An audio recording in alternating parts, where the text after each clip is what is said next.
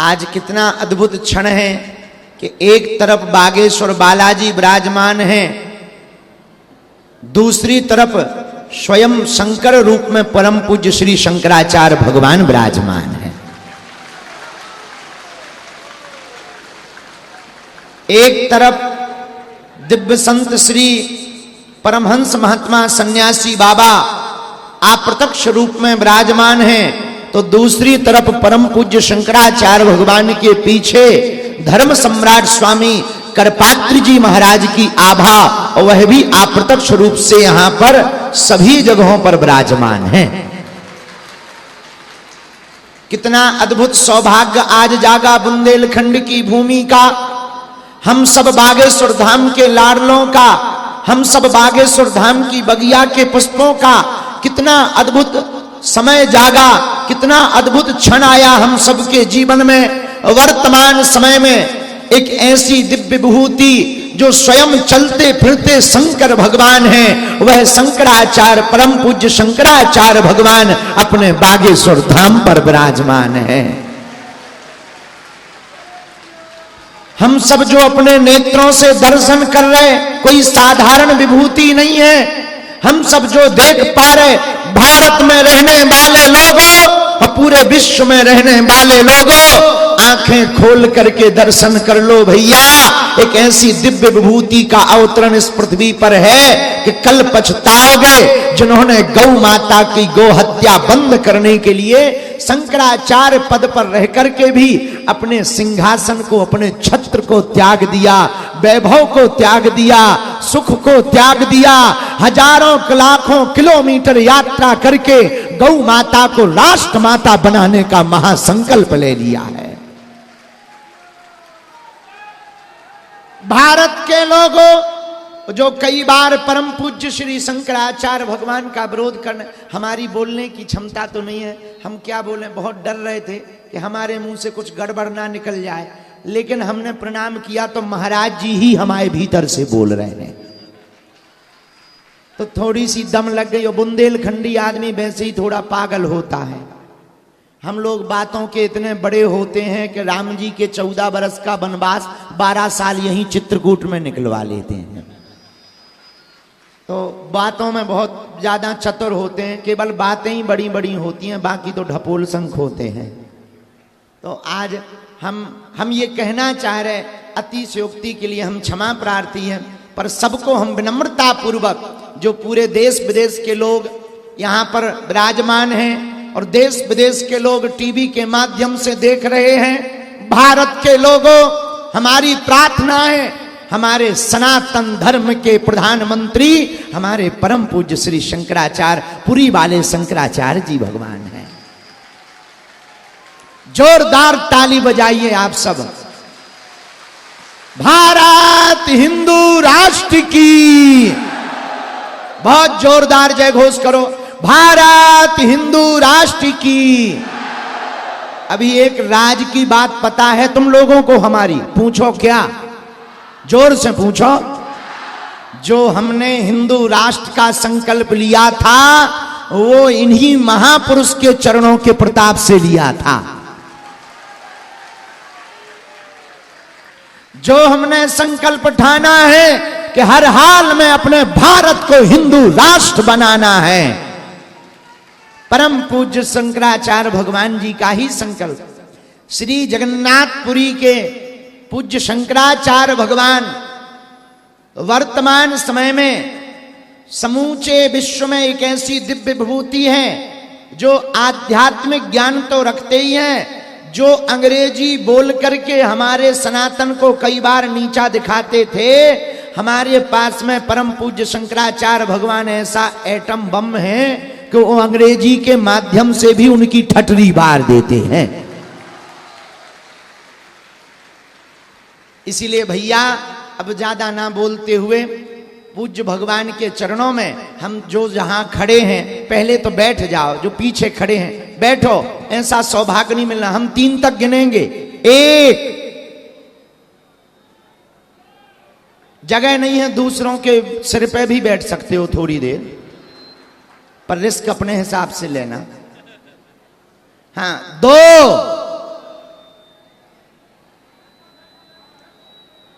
थोड़ा पीछे पीछे हो जाओ, सब लोग विराजमान हो जाओ। और अब बिना विलंब किए हुए पूज्य शंकराचार्य भगवान की वाणी को हम सब श्रवण करेंगे। और कल 11 बजे पुनः गोष्ठी गौशाला में होगी, जहां भगवान विराजमान हैं वहीं पर कल 11 बजे प्रश्नोत्तरी और गोष्ठी होगी। आप सभी लोग वहीं से दोनों हाथ जोड़कर वाणी को बहुत सावधानी पूर्वक और सावधान से सुनना है। और केवल वाणी को आपको जबान तक नहीं लाना है, जबान से जीवन में भी उतारना है, जुबान से जीवन में भी आपको उतारना है। अब हम ज्यादा ना बोलते हुए, नहीं तो बाद में पता लगे कि महाराज जी हम ही यहाँ छील रहे हैं। इसलिए पूज्य महाराज जी के चरणों में प्रणाम करते हुए हम सब दोनों हाथ उठा करके कहेंगे, हम कहेंगे हम भारत भव्य बनाएंगे। तुम्हें बोलना है हम हिंदू राष्ट्र, हम भारत भव्य बनाएंगे। इतने धीमे बोल के बनाओगे हिंदू राष्ट्र, तुम में तो बोधम है कि तुम पाकिस्तान तक भी ललकार मार सकते हो। जोर से बोलो, हम भारत भव्य बनाएंगे, हम भारत भव्य बनाएंगे, हम हिंदू राष्ट्र बनाएंगे, हम हिंदू राष्ट्र बनाएंगे, हम भारत भव्य बनाएंगे। गौ माता की, भारत हिंदू राष्ट्र की। भारत माता की जय। प्रधानमंत्री भी आजकल बोल रहे हैं भारत माता की जय। हम लोग भारत को माता कहते हैं। भूदेवी है या नहीं? भूदेवी मर्त्यलोक में भगवान की पत्नी वसुंधरा का नाम है भूदेवी। स्वर्ग में नाम हो जाता है श्री देवी लक्ष्मी। बैकुंठ में नाम होता है नीला देवी। नीला देवी की उपासना श्री रामानु संप्रदाय में बहुत है। तुलसीदास जी ने विनय पत्रिका में नीला देवी के स्वरूप को अंकित किया। माताएं जो होती हैं यहाँ हैं ही। देखिए हम लोगों का स्वभाव, कोई माता प्रणाम करे तो हम भी हाथ जोड़ते हैं, हम उनको भगवती का रूप ही समझते। पुरुष प्रणाम करे तो मुस्कुरा देते, माता प्रणाम करे तो हाथ ही जोड़ते। हाथ जोड़ते क्यों? उनको हम जगत जननी स्वरूप ही मानते हैं। इसलिए हमने कहा नीला देवी का क्या स्वभाव है। सामान्य रूप है कि आप लोगों को छोड़कर जो घर की लक्ष्मी होती हैं वो भोजन परोस करके जितना बवाल होता है भोजन के लिए बैठ जाए पति तभी सुनाती, बेचारे के लिए भोजन विष बन जाता है। लेकिन नहीं, नीला देवी क्या करती हैं? तुलसीदास जी ने नीला देवी की प्रार्थना की, कामुक अम्ब दर अवसर पाए। भगवान राम भद्र जिसको कहते हैं मूड आचार्य गिरिराज थे विश्व हिंदू परिषद के, वो जब मेरे पास आते थे तो पहले एक टिप्पणी करते थे लोगों के सामने, शंकराचार्य का मूड देखूंगा, मूड ठीक समझूंगा तो बात करूंगा, नहीं तो डांटे बिना नहीं रहेंगे। मूड तो भगवान को भोजन परोसती हैं। तुलसीदास जी ने नीला देवी जी से कहा आप मेरी सिफारिश कर दीजिएगा, मेरी याद दिला दीजिएगा, आप जब तक वकील नहीं बनेंगी तब तक मेरा उद्धार नहीं होगा। भगवान भोजन करते हैं, शयन करते हैं। नीला देवी कहती हैं प्रभु आप मुझ पर बहुत प्रसन्न दिखते हैं। एक भावना है मर्त्यलोक में अमुक व्यक्ति जिसका नाम तुलसीदास है भिक्षा मांग के जीवन यापन करता है, हाथ पांव चलाता है, लेकिन आपकी कृपा के बिना भवसिंधु से तर नहीं सकता। नीला देवी की बात सुन करके अच्छा आजकल की भाषा में तुम ही अधिवक्ता वकील हो गई हो तो उस जीव का उद्धार मैं कर दूंगा। हमारे पूज्य गुरुदेव धर्म सम्राट स्वामी करपात्री जी महाराज ने कहा प्रमाद या आलस्य का परिचय मत देना, लेकिन गुमान मत करना कि अपने बलबूते पर भवसिंधु से तर जाओगे। भगवान का अनुग्रह होने पर भी भवसिंधु से तरोगे। एक मैं संकेत करता हूँ, तुलसीदास जी महाराज के ग्रंथ को पढ़िए, 12 ग्रंथ हैं। ध्यानपूर्वक आप लोग सुन रहे, अर्थानुसंधान पूर्वक वैखरी वाक से भगवान नाम का संकीर्तन करने पर भवसिंधु में थाह पाने की योग्यता आ जाती। भवसागर च थाह जो पावा, अर्थानुसंधान पूर्वक वैखरी वाक बने अकुह विसर्जनीय नाम कंठा यशा नाम ताल, हृदय और नाभि को ले लें तो 10 संस्थान के द्वारा वैखरी वाक की निष्पत्ति होती है। अभी जो मैं बोल रहा हूँ 10 संस्थानों के योग से इस वाक की अभिव्यक्ति हुई है।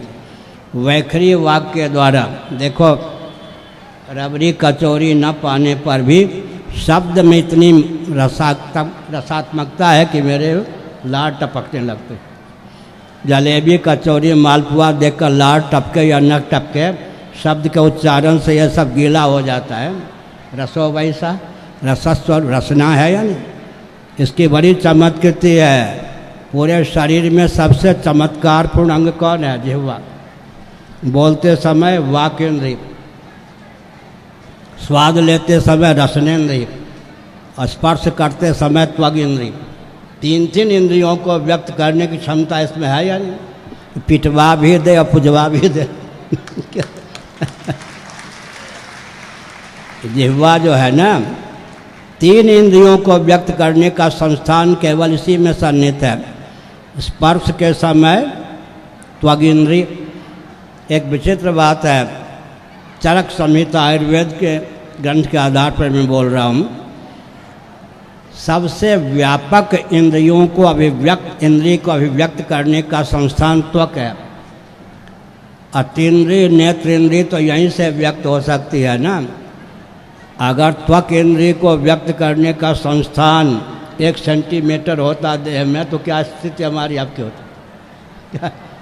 त्वक इंद्रिय को व्यक्त करने का संस्थान अगर 1 सेंटीमीटर कहीं पूरे देह शरीर में होता तो हमारी क्या दुर्दशा होती? त्वक इंद्रिय सबसे व्याप्त है, बाह्याभ्यंतर विचित्र है, लेकिन उसमें जिह्वा की विशेषता क्या है? रसनेन्द्रिय भी है, या वाक इंद्रिय भी है, त्वग इंद्रिय भी है।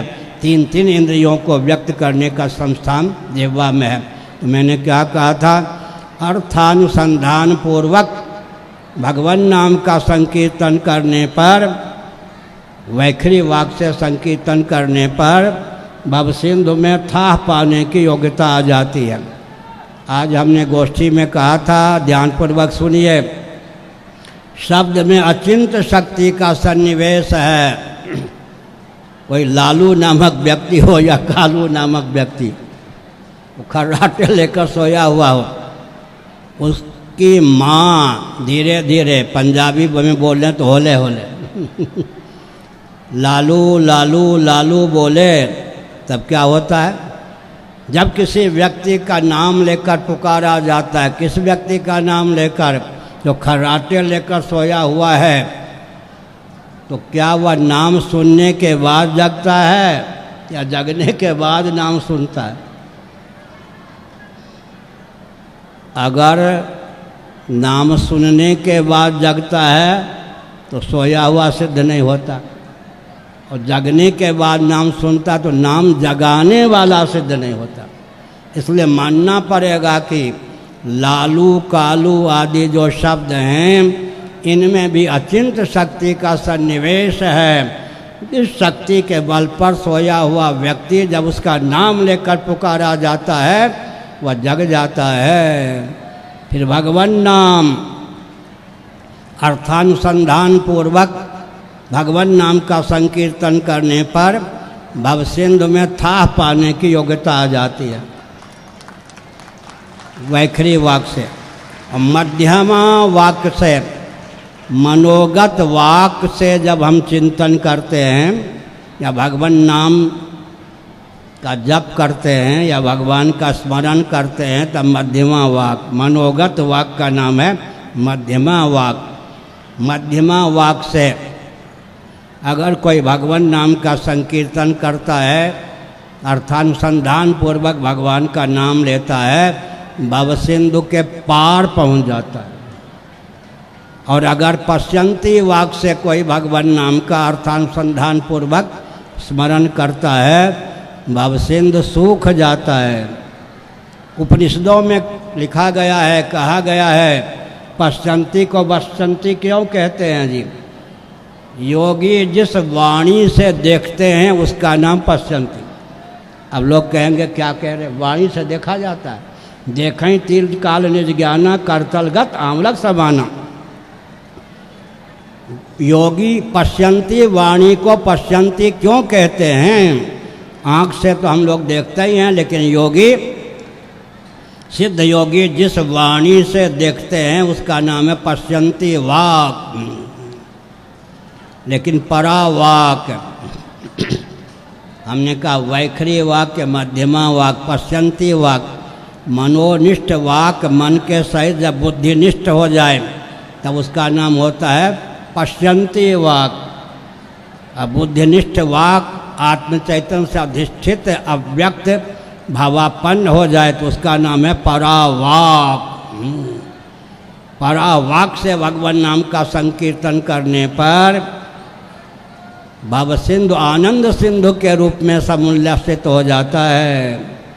आनंद सिंधु में भव सिंधु का भ्रम है, ये वेदांतियों की भाषा है। भक्त लोग क्या कहते हैं? आनंद सिंधु में भव सिंधु की भावना है। भावगत अंतर तो है नहीं, भाषागत अंतर। गीता में भगवान ने क्या कहा? सदा तद्भाव भाविता है। आनंद सिंधु में भव सिंधु की भावना हो गई है। हमारे भगवान अद्भुत हैं, अर्थात हमने जो भगवान को वेदादि शास्त्र सम्मत विधा से माना है, वे जगत को बनाते भी हैं, जगत बनते भी हैं। इसलिए रामकृष्ण आदि रूपों में अवतीर्ण होते हैं। कुरान शरीफ का कौन होता है? खुदा। बाइबल का गॉड निंदा नहीं करता।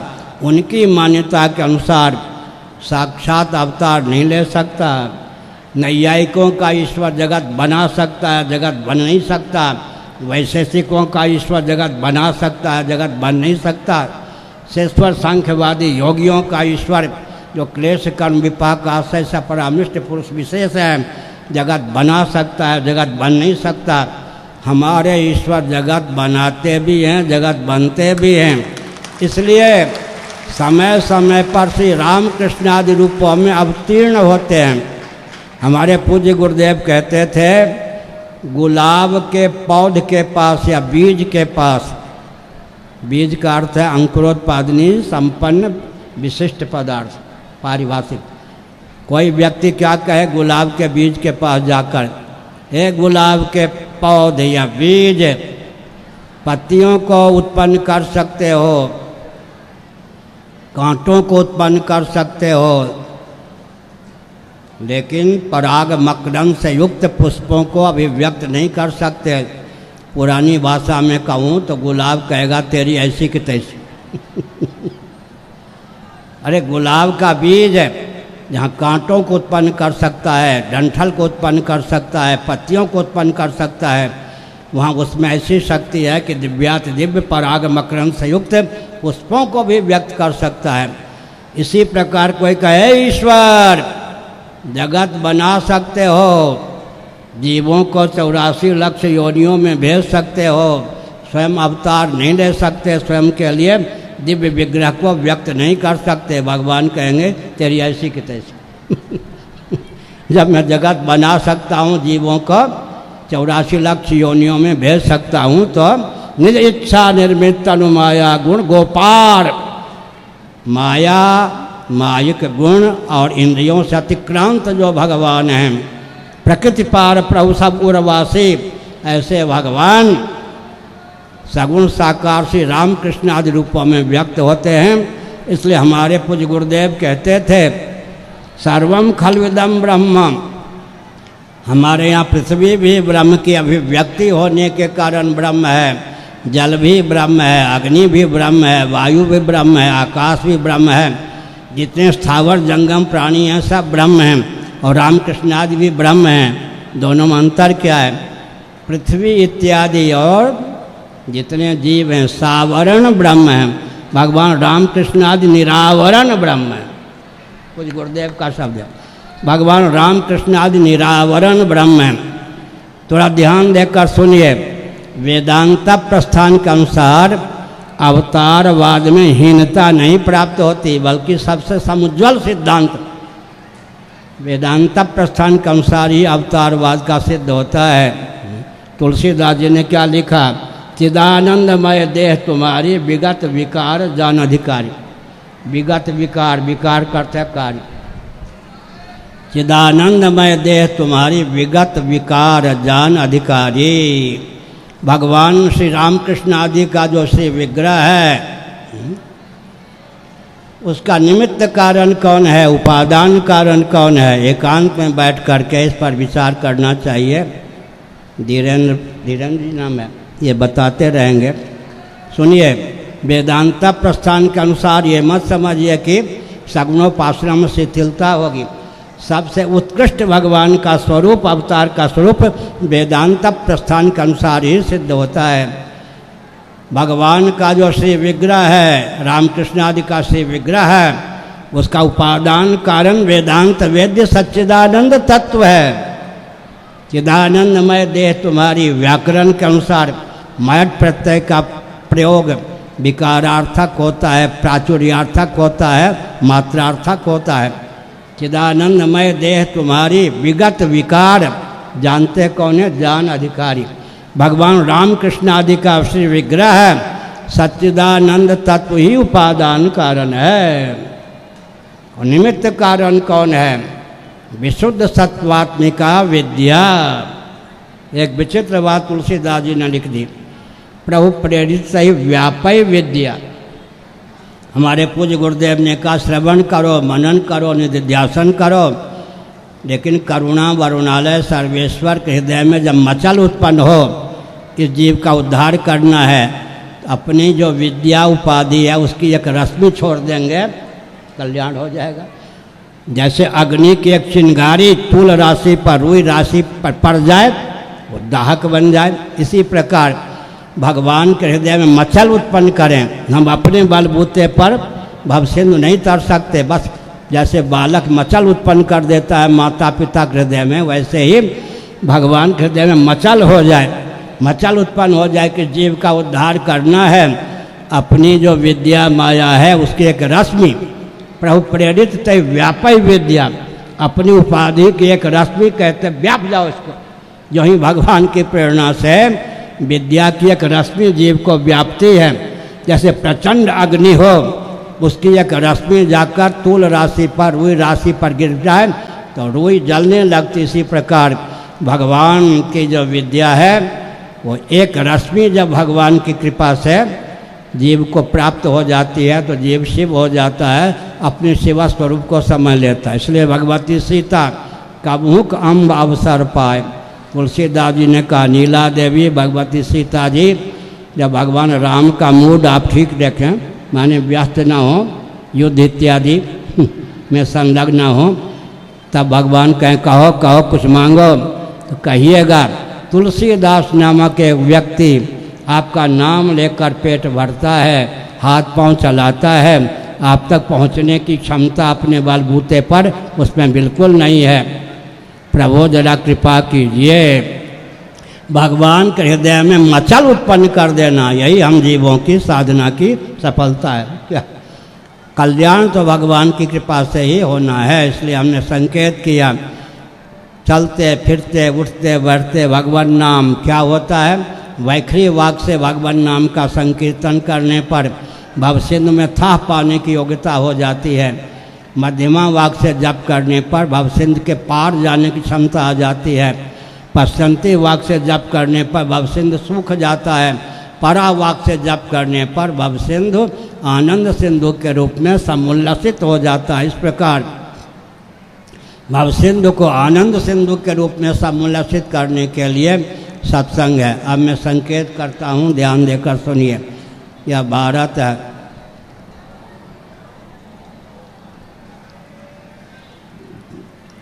ये बिलासपुर का विलास है, तो उसी प्रेमलाल उत्ते बैठो, आना जाना बंद करो। अरे क्या कह रहा था, हाँ, चिदानंदमय देह तुम्हारी विगत विकार जान अंधकारी। भगवान का श्री विग्रह क्या है? एक विचित्र बात, ध्यानपूर्वक सुन रहे। हमारे पूज्य गुरुदेव पढ़ा रहे थे आनंद गिरी टीका सहित। आनंद गिरी जी ने क्या लिखा, ध्यानपूर्वक सुन रहे। फलवल कल्प है, कहीं से गंध की अभिव्यक्ति होती है तो समझना चाहिए कि पृथ्वी अवश्य। गंध किसका गुण है? पृथ्वी। रस की अभिव्यक्ति होती है तो उद्गम स्थान जल अवश्य। प्रकाश दाह या रूप की अभिव्यक्ति होती है तो अग्नि अवश्य। स्पर्श की अभिव्यक्ति होती है तो वायु अवश्य है। शब्द की अभिव्यक्ति होती है तो आकाश अवश्य। आकाश और आकाश के गुण जो शब्द है कार्य में भी व्यापक होता है। अब सुनो, वृक्ष इत्यादि को, लकड़ी आदि को काटेंगे तो कट कट, ये पार्थिव शब्द है। सरोवर में, जलाशय में जाकर जल भरेंगे बुलबुल, ये जलनिष्ठ शब्द है, आपोनिष्ठ शब्द है। और अग्नि जले तो भुग भुग, यह तेजोनिष्ठ शब्द है। और बीसी, बीबीसी लंदन नहीं, बीसी। पहले हम लोग पैदल घूमते थे तो आवाज़ शहर के बाहर बीसी, ये क्या है जी? वायुनिष्ठ शब्द है। और आकाशनिष्ठ प्रतिध्वनि। ऋषिकेश में गुफा है, पंडा लोग खूब लाभ उठाते हैं। उस गुफे की रचना स्वाभाविक रूप से ऐसी हुई है, अंतिम शब्द भी प्रतिध्वनित होता है। पंडे वहाँ ले जाते हैं यजमान को, हलवा खाओगी देवी जी या रबड़ी? रबड़ी, अंतिम शब्द ही प्रतिफलित होता। 50 रुपये दक्षिणा चाहिए या 100? गुफा से आवाज होती है 100। अब यजमान मुक्त हो जाता है, देवी ने कह दिया 100 तो 100 दे देना ही है, हमने क्या कहा। तो ये शब्दों के भेद हैं। लकड़ी को काटते हैं तो कौन सा शब्द होता है? कट कट, पार्थिव शब्द। जल भरते हैं तो बुल बुल, ये आपोनिष्ठ शब्द है। आग जलती है तो भुग भुग, यह तेजोनिष्ठ शब्द है। और वायु बीसी, और प्रतिध्वनि जो है आकाश का शब्द है। प्रतिध्वनि आकाश का शब्द है। इसलिए हमने संकेत किया, क्या संकेत किया? शब्द में अचिंत्य शक्ति है, सबसे सूक्ष्म शक्ति शब्द में सन्निहित है। तो मैंने कहा, आनंद गिरी जी ने लिखा, जिससे भूतों के गुणों की अभिव्यक्ति हो उसको भौतिक मानना चाहिए। नियम तो अच्छा लगता है। गंध की अभिव्यक्ति है तो मानना चाहिए यहाँ पृथ्वी अवश्य है। रस की अभिव्यक्ति है तो मानना चाहिए यहाँ जल अवश्य है। दाह प्रकाश या रूप की अभिव्यक्ति है तो मानना चाहिए यहाँ अग्नि अवश्य है। और स्पर्श की अभिव्यक्ति है तो मानना चाहिए कि वायु अवश्य है। शब्द की अभिव्यक्ति है तो मानना चाहिए आकाश अवश्य है।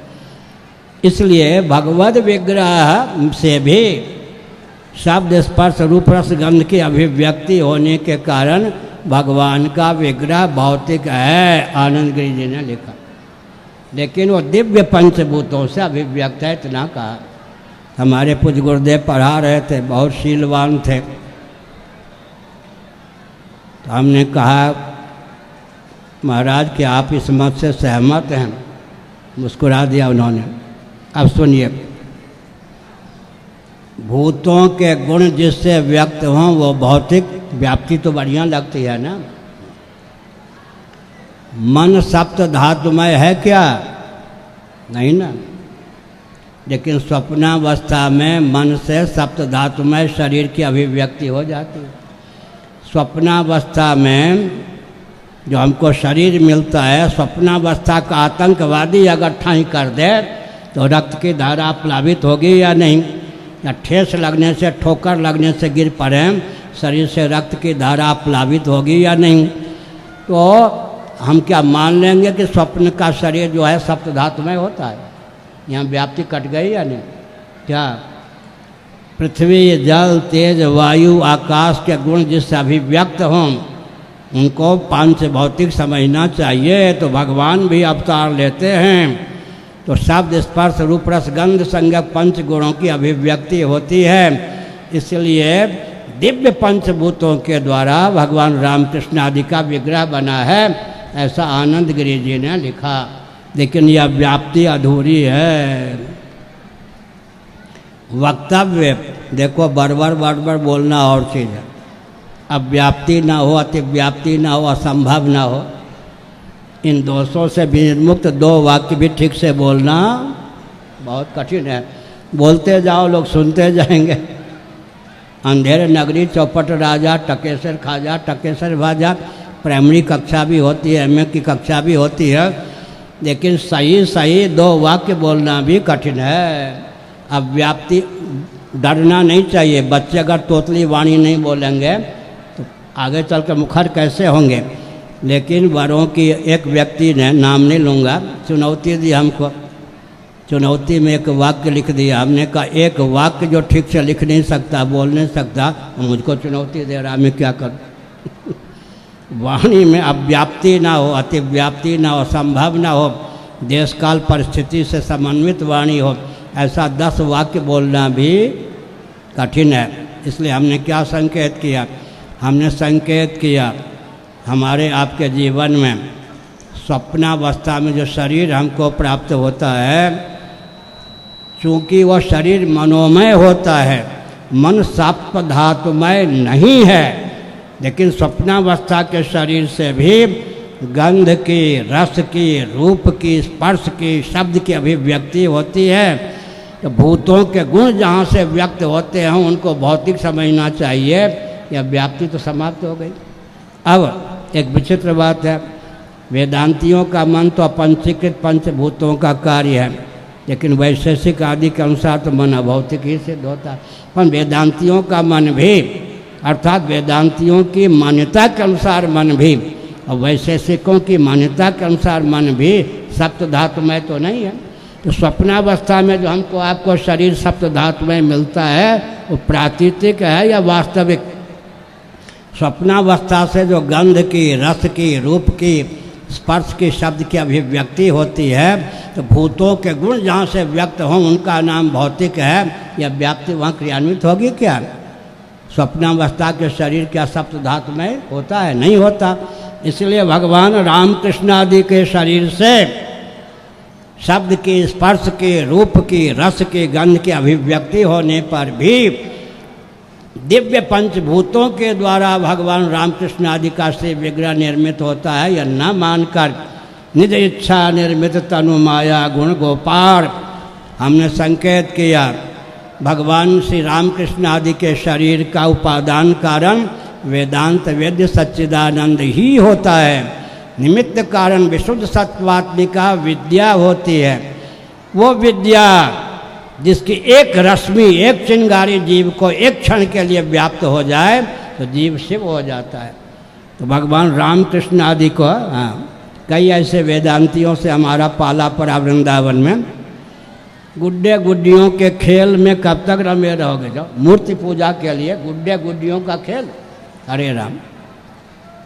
परंपरा से एक सुनो, आर्य समाजी होने के बाद जो वेदांती हो जाता है बड़ा खतरनाक हो। क्या आर्य समाजी होने के बाद जो वेदांती हो जाता। एक और बात कह दें, निंदा में तात्पर्य नहीं है, प्रशंसा कर दें आर्य समाजियों की। लोग कहते हैं आर्य समाजी अवतार नहीं मानते। आर्य समाजियों की दृष्टि से विचार करें तो रामकृष्ण आदि कौन है? मुक्त जीव के अवतार। क्या है? माने जीव का कितना उत्कर्ष आर्य समाज की दृष्टि से मैं निंदा कर रहा हूँ या प्रशंसा? हम लोग कहते हैं भगवान के अवतार, लेकिन आर्य समाज का सिद्धांत आर्य समाजी भी कम जानते हैं ना अपने सिद्धांत। आजकल तो विचित्र बात है, आर्य समाजियों को भी आर्य समाज का सिद्धांत कहाँ विदित है। आर्य समाजिकों के अनुसार जो रामकृष्ण आदि हैं ये कौन है जी? मुक्त जीव के अवतार हैं। अवतार हुआ या नहीं? तो मैंने संकेत किया, आप ध्यानपूर्वक सुनिए। जिनका ईश्वर सगुण निराकार है, बीच में है, न सगुण साकार न निर्गुण निराकार, बीच में। वैशेषिकों का ईश्वर सैद्धांतिक धरातल पर सगुण निराकार, नैयायिकों का ईश्वर सैद्धांतिक धरातल पर सगुण निराकार, शेश्वर सांख्यवादी योगियों का ईश्वर दार्शनिक धरातल पर सगुण निराकार, और दार्शनिक सिद्धांत में क्या हो गया, सांकर्य। विचार करने पर क्रिश्चियनों का और बाइबल वाले, क्रिश्चियनों का और कुरान शरीफ वाले ईश्वर को भी सगुण निराकार ही मानेंगे। वहाँ सगुण साकार अगर मानते हैं, अवतार नहीं मानते, दर्शन का सांकर्य है।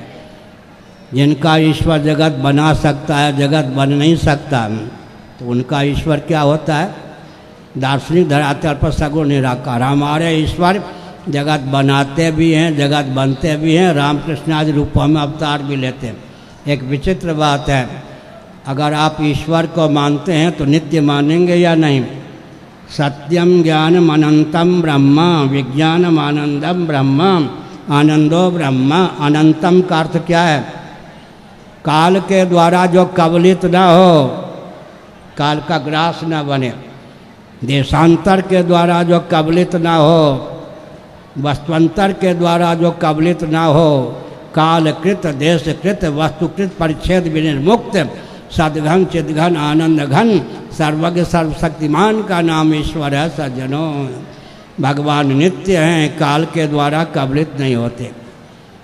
भगवान चित्त हैं, भगवान नित्य हैं, विभु हैं, देशांतर के द्वारा कबलित नहीं होते। भगवान सर्वात्मा सर्वाधिष्ठान सर्वोपादान हैं, सर्व रूपों में उन्हीं की अभिव्यक्ति है। तो हमने कहा अभी सगुण निराकार तो मानेंगे न भगवान को। कौन? आज समाजी सज्जन। अगर निराकार का साकार होना अवतार है, अर्थात साकार के मूल में निराकार निश्चित है, सुनिश्चित है, तो सगुण के मूल में निर्गुण की विद्यमानता अपेक्षित है या नहीं?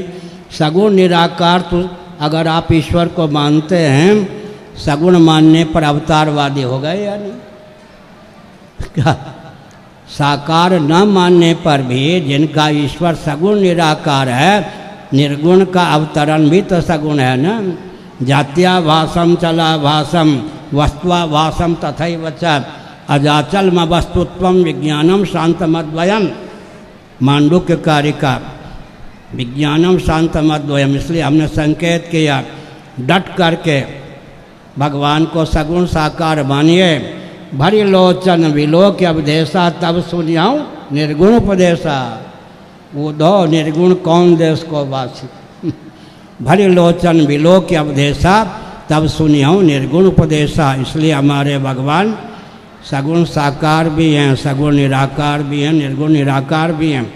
गीता के 4 अध्याय का मैं एक वचन उद्धृत करता हूँ, अजोपिसन अव्ययात्मा भूतानाम ईश्वरोपि सन। आज अव्ययात्मा कहकर भगवान ने अपने निर्गुण निराकार स्वरूप को ख्यापित किया।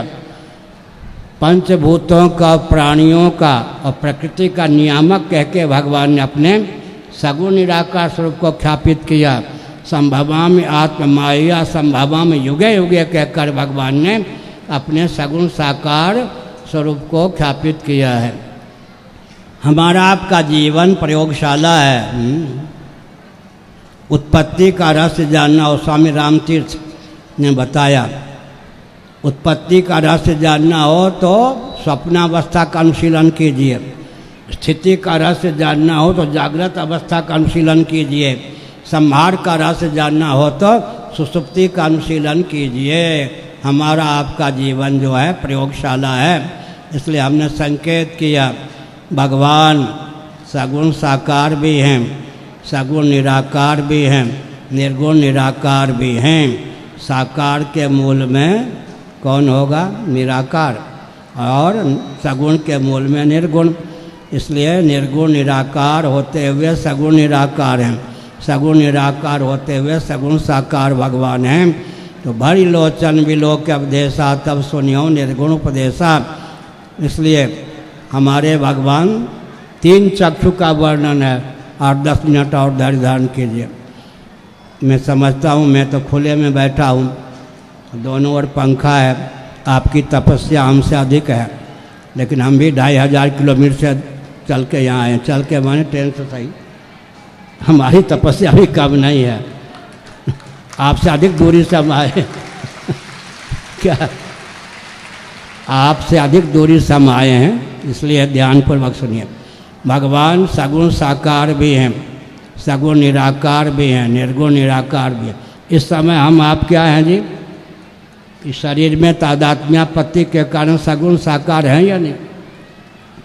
स्वप्नावस्था में अंतश्चिंतित वपु, वासना की प्रगल्भता से हमको एक शरीर मिलता है, उसमें तादात्म्यापत्ति के कारण हम सगुण साकार होते हैं। जागृत में सगुण साकार हैं, स्वप्नावस्था में सगुण साकार हैं। दोनों के सगुण साकारता में अंतर है या नहीं? जागृत अवस्था में जो शरीर प्राप्त है सत्व धातुमय है। स्वप्नावस्था में हम जो शरीर प्राप्त करते हैं जिसमें तादात्म्यापत्ति के बल पर सगुण साकार होते हैं, सप्त धातुमय नहीं है। तो हमको आपको भी एक अवस्था में व्यवहार संपादन के लिए असप्त धातुमय शरीर की प्राप्ति होती है। तुसी प्रेम नाल दशो, फिर भगवान का श्री विग्रह सप्त धातुमय नहीं है, ये मानने में क्या आपत्ति? हमको आपको अभी स्वप्नावस्था में जो शरीर मिलता है, भगवान हमसे भी घटिया हैं क्या? किसी ने उरियाबाजी महाराज से पूछा, बाबा क्या ईश्वर ने जगत बनाया? तो तुम्हारे चाचा ने बनाया। उरियाबाजी वृंदावन में रहते थे, सिद्ध महात्मा माने जाते थे। पुराने महात्मा हम लोगों की तरफ व्याख्या नहीं करते थे। 1-2 बार किसी ने कहा तो ईश्वर ने जगत बनाया, तो उन्होंने कहा तुम्हारे चाचा ने बनाया। ईश्वर ने नहीं बनाया तो किसने बताया? इसलिए हमने संकेत किया, जागृत में हम सगुण साकार हैं, स्वप्नावस्था में भी हम सगुण साकार हैं। लेकिन स्वप्नावस्था का शरीर हमारा दिव्य है या नहीं? क्या है? असप्त धातुमय होता हुआ सप्त धातुमयता की प्रतीति ही है। सुसुप्ति अवस्था में हम सगुण निराकार हो जाते हैं, अविद्या से तादात्म्यापत्ति के कारण। और केवल एक विचार करते हैं, कर्मेंद्रियां सगुण साकार हैं या सगुण निराकार, ज्ञानेंद्रियां सगुण साकार हैं या सगुण निराकार, प्राण सगुण साकार हैं या सगुण निराकार, अंतःकरण सगुण साकार हैं या सगुण निराकार? सगुण निराकार। तो हम सगुण निराकार भी होते हैं, निरुपाधिक धरातल पर निर्गुण निराकार हैं। निर्गुण निराकार होते हुए सगुण निराकार हैं, सगुण निराकार होते हुए सगुण साकार हैं। इसी प्रकार भगवान रामकृष्ण आदि निर्गुण निराकार होते हुए सगुण निराकार है, अंतर्यामी। अजोपि सन अव्ययात्मा निर्गुण निराकार, भूतानाम ईश्वरोपि सन प्रकृतिम सामधिष्ठाय सगुण निराकार, संभवा में युगे युगे तदात्मानम सजाम्याम सगुण साकार। डटकर सगुण साकार भगवान की उपासना कीजिए। उनकी उपासना करते करते चित्त में ऐसा बल और वेग होगा, चित्त स्वतः ही सगुण निराकार की ओर समाकृष्ट होगा। अब जिनका ईश्वर सगुण निराकार है, पूर्व जन्म में भी जिन्होंने सगुण साकार की उपासना नहीं की है, निरालंब मन इतुत धावे, उनकी लाचारी है।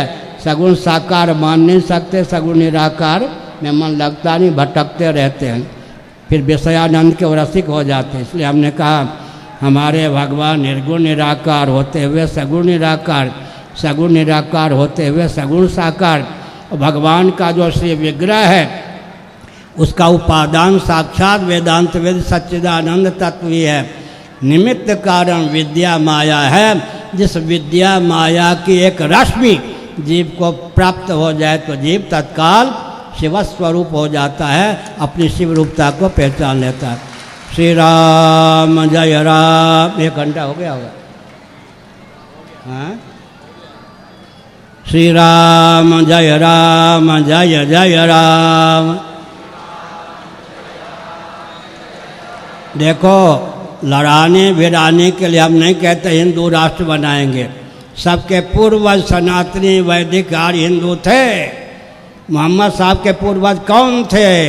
ईसा मसीह के पूर्वज कौन थे? हाँ, जय श्री राम। हाँ ठीक है। अशोक सिंघल जी का नाम सुनो, अशोक सिंघल जी का नाम सुना है? उन्होंने संकल्प किया था राम मंदिर यथास्थान बने, राम जी प्रतिष्ठित हो जाए। उनके शरीर छूटने के बाद सही हो तो गया। हमने कहा राम राम करते हो तो जय श्री राम कहा करो।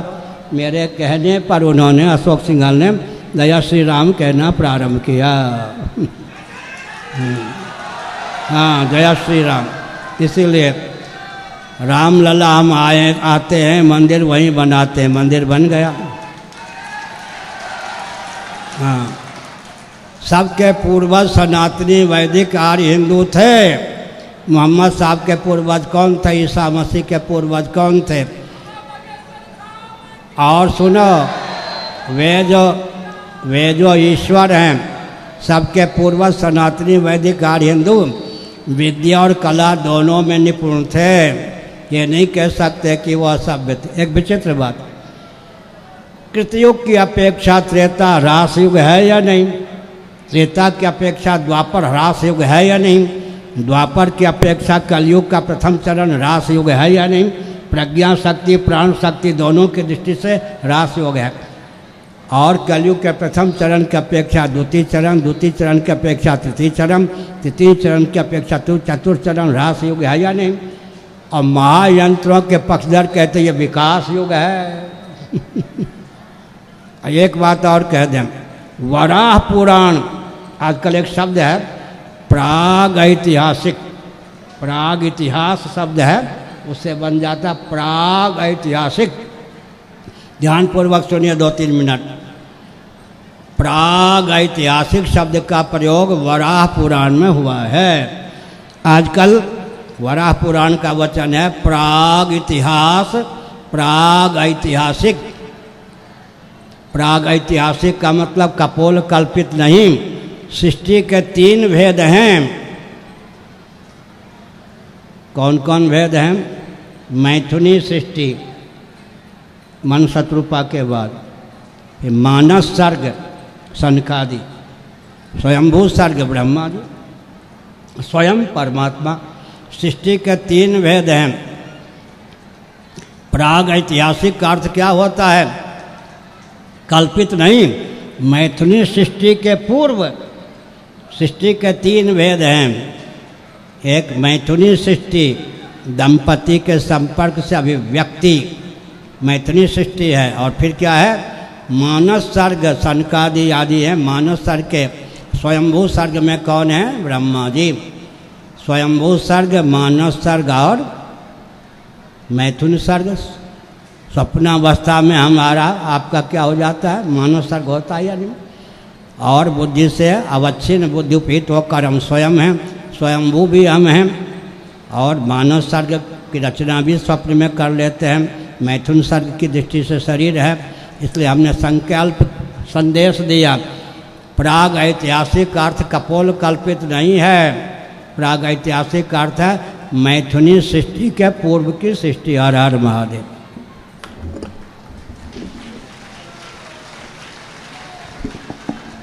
नमः पार्वती पतये हर हर महादेव।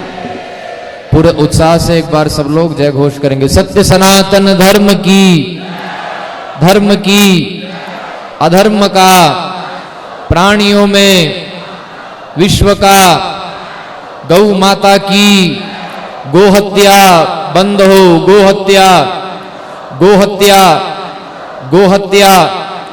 भारत अखंड हो। भारत, भारत, भारत।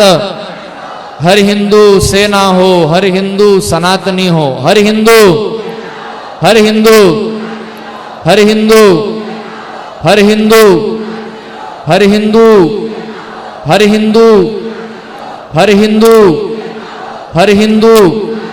हम भारत भव्य बनाएंगे, हम हिंदू राष्ट्र बनाएंगे। हम भारत भव्य बनाएंगे, हम भारत भव्य बनाएंगे। हिंदू राष्ट्र भारतवर्ष की श्रीमद् जगत गुरु शंकराचार्य भगवान की, धर्म सम्राट स्वामी श्री करपात्री जी महाराज की, गोवर्धन मठपुरी पीठाधीश्वर श्रीमद् जगत गुरु शंकराचार्य भगवान की, श्री बागेश्वर भगवान की। नमः पार्वती पतये हर हर महादेव।